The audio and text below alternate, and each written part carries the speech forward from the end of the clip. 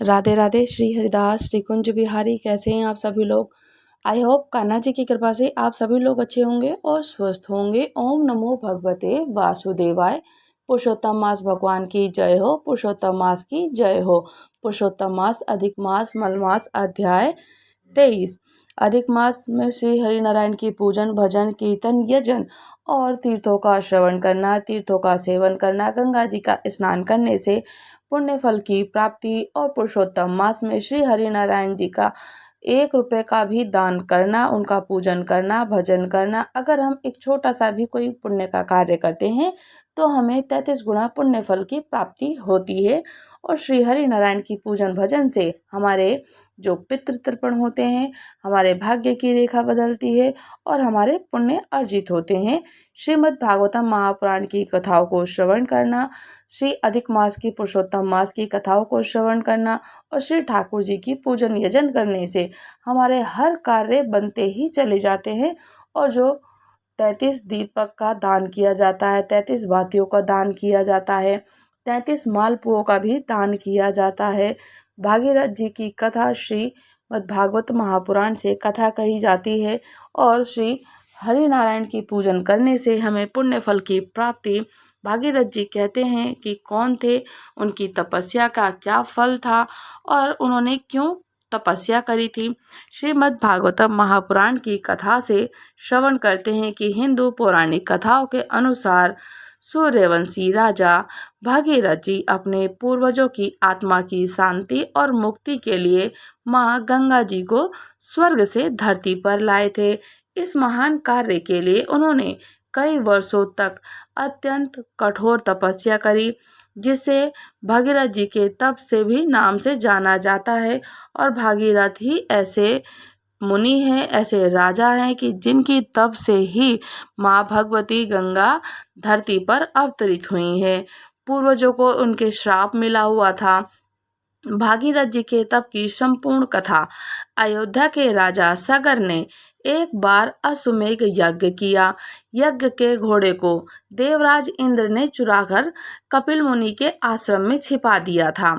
जब राजा सगर के 60,000 पुत्र घोड़े को ढूंढते हुए कपिल मुनि के आश्रम में जा पहुंचे तो उन्हें लगा कि मुनि ने ही घोड़ों को चुराया है और क्रोध में आकर उन्होंने मुनि का अपमान किया। राजा सगर के 60,000 पुत्रों ने उनका अपमान किया। इससे कुपित होकर कपिल मुनि ने भी अपनी क्रोध अग्नि से उन्हें वहीं भस्म कर दिया। कपिल मुनि अपनी तपस्या में लीन थे, समाधि में स्थित थे। जैसे ही उनकी आंखें खुली और उनकी आंखों की प्रज्वलन, आंखों से जो उनकी अग्नि निकली, आंखों की अग्नि से निकलते ही राजा सगर के 60,000 पुत्र वहीं भस्म हो गए। राजा भगीरथ की प्रतिज्ञा थी कि राजा सगर के पुत्रों की आत्मा को मुक्ति केवल माँ गंगा जी ही के पवित्र जल से मिल सकती है। सगर के वंशज अंशुमान और राजा दिलीप भगीरथ जी के पिता कि गंगा को लाने का प्रयास किया गया पृथ्वी पर, लेकिन वे सफल नहीं हुए। राजा दिलीप ने भी और सगर के वंशज अंशुमान ने भी बहुत प्रयत्न किया, किंतु पृथ्वी पर गंगा को नहीं ला सके, वो असफल रहे। अंत में राजा दिलीप के पुत्र भगीरथ जी ने राज्य को त्याग कर कठोर तपस्या करने का संकल्प लिया। तब भगीरथ जी को ब्रह्मा जी ने कठिन परीक्षा लेते हैं। भगीरथ जी ने गोकर्ण तीर्थ में जाकर कई वर्षों तक निराहार रहकर ब्रह्मा जी की कठोर कठोर तपस्या करी और उनकी भक्ति से प्रसन्न होकर ब्रह्मा जी ने उन्हें वरदान मांगने को कहा। तब राजा भगीरथ ने अपने पूर्वजों के उद्धार के लिए माँ गंगा को पृथ्वी पर भेजने का वरदान मांगा। ब्रह्मा जी ने वरदान तो दे दिया, लेकिन साथ ही चेतावनी भी दी कि गंगा जी का वेग इतना तीव्र होगा कि यदि वे सीधे स्वर्ग से उतरेंगी तो पृथ्वी उन्हें सहन नहीं कर पाएगी और सरलता से नहीं चल पाएंगी, रसातल में चली जाएंगी। उनका वेग इतना है कि वो रसातल में चली जाएंगी। तब भगवान शिव जी की आराधना करते हैं। भगवान शिव जी की राजा भगीरथ तपस्या करते हैं। ब्रह्मा जी ने राजा भगीरथ को निर्देश देते हैं कि भगीरथ ने गंगा जी के वेग को थामने के लिए भगवान शिव जी की कठोर कठोर तपस्या और उनकी आराधना करी। उन्होंने एक पैर पर खड़े होकर और केवल हवा पर निर्भर रहकर वर्षों तक शिव जी की तपस्या करी और उनकी इस घोर तपस्या से प्रसन्न होकर भगवान शिव जी स्वयं प्रकट हुए और गंगा जी को अपनी जटाओं में धारण करने का वचन दिया। गंगा जी का पृथ्वी पर अब अवतरण किस प्रकार से हुआ? जब माँ गंगा स्वर्ग से नीचे उतरी तो उनके प्रचंड वेग को भगवान शिव जी ने अपनी जटाओं में उलझा लिया। इसके बाद जटाओं से गंगा जी की 7 पवित्र धाराओं से शिव जी ने धीरे धीरे धरती पर उनको प्रवाहित किया। तब भागीरथ जी के रथ पर सवार होकर आगे आगे चलने लगते हैं। राजा भगीरथ रथ पर सवार हो जाते हैं और आगे आगे चलते हैं और माँ गंगा पीछे पीछे चलती हैं। हिमालय से होकर कपिल मुनि के आश्रम तक पहुँच जाती हैं और गंगा जी के पवित्र जल से और स्पर्श करके राजा सगर के 60,000 पुत्र की अस्थियां पवित्र हो जाती हैं और उन्हें मोक्ष की प्राप्ति हो जाती है। राजा भगीरथ जी की इस अथक और कठोर तपस्या के कारण ही माँ भगवती इस गंगा महारानी पृथ्वी पर अवतीर्ण हुई है और पौराणिक कथाओं से जुड़ी हुई जो अन्य कथाएं हैं वो सुनने पर हमें बहुत बहुत आनंद और सुखपूर्वक देती हैं। कहते हैं कि गंगा जी स्वयं गंगा दशहरा वाले दिन से तब से ही मनाया जाता है। गंगा दशहरा का नाम पड़ा जब पृथ्वी पर अवतीर्ण हुई तो गंगा दशहरा यानी कि पृथ्वी पर आई तो गंगा दशहरा के नाम से विस्तार हो गया और उनको जाना जाने लगा गंगा दशहरा के नाम से।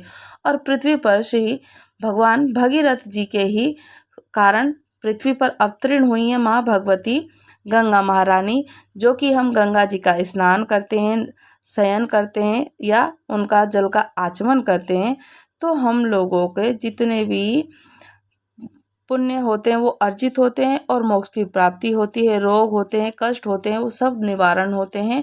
कहते हैं ना गंगा जी का स्नान करने से हमें पुण्य फल की प्राप्ति होती है। गंगा जी का जब हम जल पीते हैं, गंगा से ठाकुर जी के चरणों से ही निकली है, फिर भी ठाकुर जी को हम स्नान कराते हैं, शिव जी को चढ़ाते हैं, शिव जी को जल समर्पित करते हैं, गंगा जल उनको चढ़ाते हैं और गंगा जी का हम स्नान करते हैं, अपने पितरों को तर्पण करते हैं। तो गंगा जी का स्नान करना, गंगा जी का श्रवण करना या गंगा जी का स्मरण करना, गंगा जी का जल का पान करना तो हमें अनंत पुण्य फल की प्राप्ति और हमारे पितृ तर्पण होते हैं, हमको भी मोक्ष की प्राप्ति होती है और श्री हरि नारायण की कृपा से वैकुंठ धाम को ही जाते हैं। पुरुषोत्तम मास महात्म्यम अध्याय 23। दंड धनवा राजा बोलता है कि मुनियों में श्रेष्ठ है मुनि, दिनों पर दया करने वाले, पुरुषोत्तम मास में दीपदान का क्या फल है, सो कृपया करके मुझे कहिए।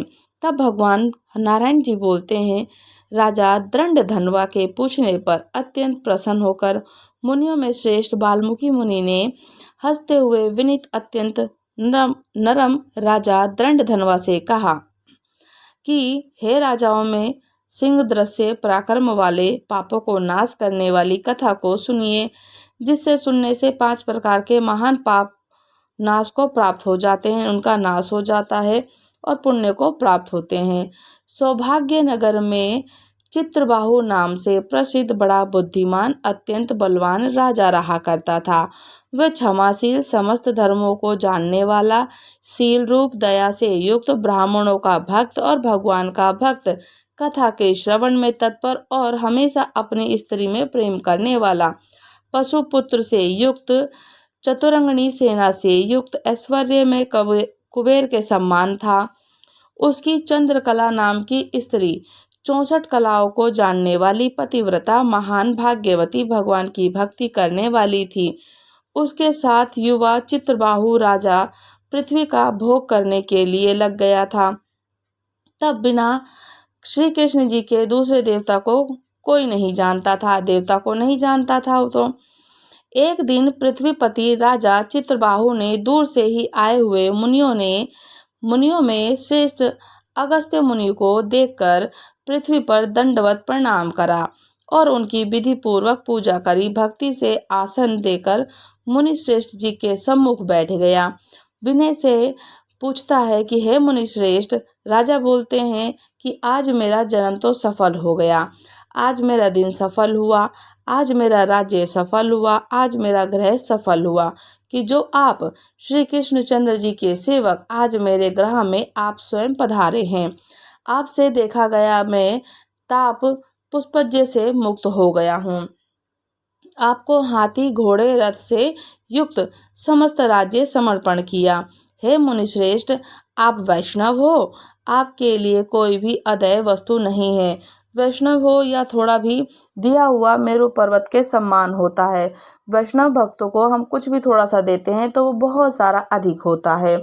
जो कोड़ी के बराबर साग अथवा उत्तम अन्न जिस दिन वैष्णव ब्राह्मण को नहीं देता, वह दिन उसका विफल होता है, ऐसा वेद के जानने वालों ने कहा है। जो कोई द्विज जाति विष्णु भक्त हो वह सब पूज्य हैं, उनका वाणी मन कर्म से सत्कार करना चाहिए, ऐसा मुझसे गर्ग गौतम और सुमंत ऋषि ने कहा है। जब तक सूर्योदय नहीं होता तभी तक तारागण की प्रभा रहती है। जब तक वैष्णव ब्राह्मण नहीं आते तभी तक दूसरे ब्राह्मण कहे गए हैं। अगस्त्य मुनि बोलते हैं कि चित्रबाहु, हे महाभाग, इस समय तुम धन्य हो, ये सब प्रजा धन्य है जो तुम वैष्णवों की रक्षा करते हो। जो राज्य वैष्णवों का नहीं हो उसके राज्य में वास नहीं करना चाहिए। शून्य वन में वास करने से अच्छा है, परंतु अवैष्ण के राज्य में रहना अच्छा नहीं होगा। जिस प्रकार नेत्रहीन शरीर, पतिहीन स्त्री और बिना पड़ा हुआ ब्राह्मण निंदित है, वैसे ही वैष्णव रहित देश निंदित है। जैसे दांत के बिना हाथी, पंख के बिना पक्षी, दसवीं वृद्धि द्वादशी, दसवीं में जिसमें द्वादशी लगती है तो एकादशी कही गई है, वैसे ही वैष्णव रहित देश है। जैसे कुशा रहित संध्या, तिलहीन तर्पण, वृत्ति के लिए देवता की सेवा, वैसे ही वैष्णव रहित देश कहा गया है। जैसे केशों को धारण करने वाली विधवा स्त्री स्नान रहित व्रत करती है, तो ब्राह्मणी में गमन करने वाला शूद्र वैसे ही बिना वैष्णव का राष्ट्र निंदित है। जो कृष्ण भगवान जी के चरणों का आश्रय करने वाला हो, सत्पुरुषों के राजा कहा गया है और उसका राष्ट्र हमारे वृद्धि को प्राप्त होता है और उसकी प्रजा सुखी होती है। राजन, जो मैंने तुमको देखा इसलिए मेरी दृष्टि सफल हुई है। भगवत भक्ति सी और श्रीमद् भागवत महापुराण कथा आपके साथ आपको बात करने के आज मेरी वाणी सफल हो गई है। राजन, मेरी आज्ञा से ये राज्य तुमको करना चाहिए। मैंने इस राज्य में तुमको प्रतिष्ठित किया है, तुम्हारा कल्याण हो मैं जाऊंगा, तुम्हारा कल्याण हो मैं जाऊंगा। तो श्री नारायण बोलते हैं कि इस प्रकार कहकर ऋषि मुनि चले जाते हैं और इच्छा अनुसार श्रेष्ठ मुनि अगस्त्य जी को चित्रबाहु राजा से पतिव्रता स्त्री से परम भक्ति के साथ प्रणाम करती हैं। अगस्त्य मुनि बोलते हैं कि तू सदा सौभाग्यवती हो, भक्ति से पति की सेवा कर। श्री गोपी जन के वल्लभ श्री कृष्ण जी में तेरी सदा दृढ़ भक्ति हो। और इसी प्रकार से आशीर्वाद देते हुए अगस्त्य ऋषि ने विनय पूर्वक सिर नवाकर उन्हें अंजलि बांधकर चित्रबाहु राजा ने फिर कहा कि चित्रबाहु बोलता है कि ये विपुल लक्ष्मी कैसे हुई, निष्कष्ट राज्य कैसे हुआ, ये मेरी स्त्री इतनी पतिव्रता कैसे हुई और मैंने कौन सा पुण्य किया था। तो ये सब मेरे से आप बताइए, मैं आपकी शरण में आया हूँ। आप हाथ में स्थित तर्पण है और इसी को जानते हैं कि आप सब कुछ बता सकते हैं। तब नारायण जी के इस प्रकार बोलते हैं कि राजा, इस प्रकार चित्रबाहु के कहने पर मुनि श्रेष्ठ अगस्त्य मुनि जी एकाग्रचित होकर राज्य श्रेष्ठ चित्रबाहु से बोलते हैं कि अगस्त्य मुनि, राजन, मैंने तुम्हारे पूर्व जन्म का चित्र देख लिया है। इतिहास के सहित प्राचीन उस चरित्र को कहता हूँ। सुंदर चमत्कार पूर्व में शूद्र जाति में जीव हिंसा करने में तत्पर मणिग्रीव कामधारी तुम हुए। सो तुम नास्तिक, दुष्ट चरित्र वाले, दूसरे की स्त्री का हरण करने वाले, कृतधन, दुर्निवर्तित और शिष्टाचार से रहित, ये तुम्हारी यहाँ जो स्त्री है ये पूर्व जन्म में भी स्त्री थी। ये कर्म मन और वचन से पति सेवा में परायण थी। पतिव्रता, महाभागा, धर्म में प्रेम करने वाली, मन सीवनी से इसने भी तुम्हारे विषय में दुष्ट भाव नहीं करा है कभी भी। पाप कर्म को करने वाली तुम्हारी जाति और बांधवों ने त्याग कर दिया था और तुम्हारे सभी बंधु बांधवों ने तुम्हारा त्याग कर दिया। क्रोधित होकर राजा ने जब सब उत्तम धन ले लिया, फिर उस समय बचा हुआ जो कुछ अवशेष धन था उसको जाति वाले ने भी ले लिया। तब उस समय धन के चले जाने से तुमको धन नहीं भारी इच्छा हुई। धन की भारी इच्छा होती है, परंतु धन के नाश होने पर मन मलिन होकर इस पतिव्रता ने तुम्हारा त्याग नहीं किया। इस प्रकार सब लोगों ने तिरस्कार कर दिया तुमको। तुम निर्जन वन में चले गए, पर तुम्हारी पत्नी तुम्हें कभी नहीं छोड़कर गई। वन में जाकर अनेक पशुओं को मारकर अपनी आत्मा का रक्षण किया। इस प्रकार इस स्त्री ने अपना जीवन निर्वाह करते हुए धनुष को उठाकर मणिग्रीव मृग के मांस को खाने की इच्छा से बहुत से सर्प और मृग से भरे हुए वन को गया। उस मनुष्य रहित वन को मध्य मार्ग में उग्रदेव नाम से महामुनि दिशा ज्ञान के नष्ट हो जाने पर व्याकुल हो गए। तब मध्याह्न के समय तृषा से अत्यंत पीड़ित हो वह गिर पड़ा और मरणासन हो गए। उस समय रास्ते को भूले हुए उस दुखित ब्राह्मण को देखकर तुमको दया आ गई, तो उस ब्राह्मण को उठाकर और उसके साथ लेकर तुम अपने आश्रम को आते हो। ब्राह्मण की तुम दोनों स्त्री और पुरुष बहुत सेवा करते हो। एक मुहूर्त के बाद उस समय महायोगी उग्रदेव चैतन्य को प्राप्त हो आश्रय करने लगे और वहां था। यहाँ कैसे आ गया?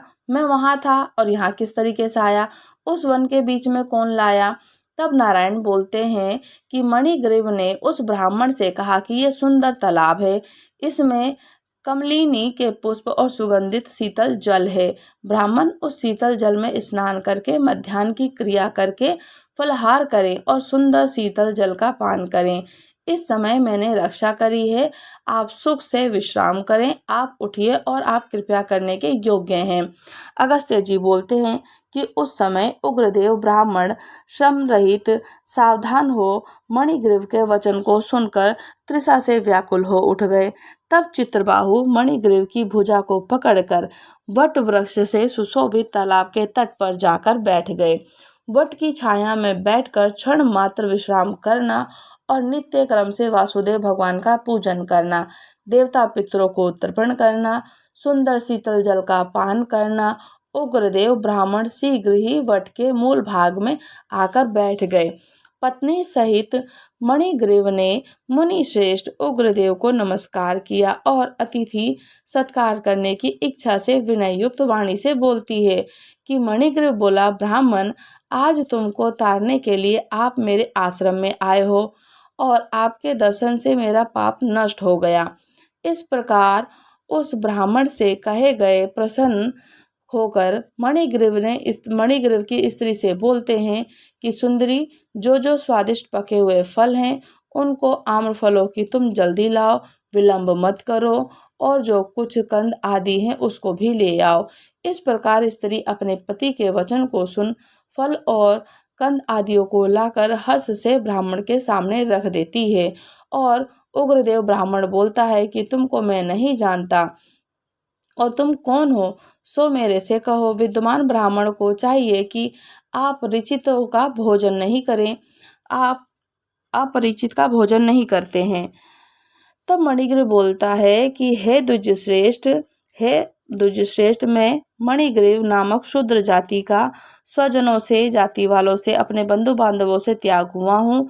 इस प्रकार शूद्र के वचन को सुनकर प्रसन्नता से उग्रदेव ने फलों को खाया, बाद में जल को पिया। ब्राह्मण को सुख से बैठकर देख मणिग्रीव उग्रदेव ब्राह्मण के पैरों को अपनी गोद में रखकर दबाते हैं और वचन बोलते हैं।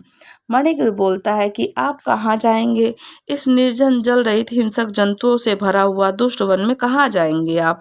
तब उग्रदेव बोलता है कि हे महाभाग ब्राह्मण, मैं ब्राह्मण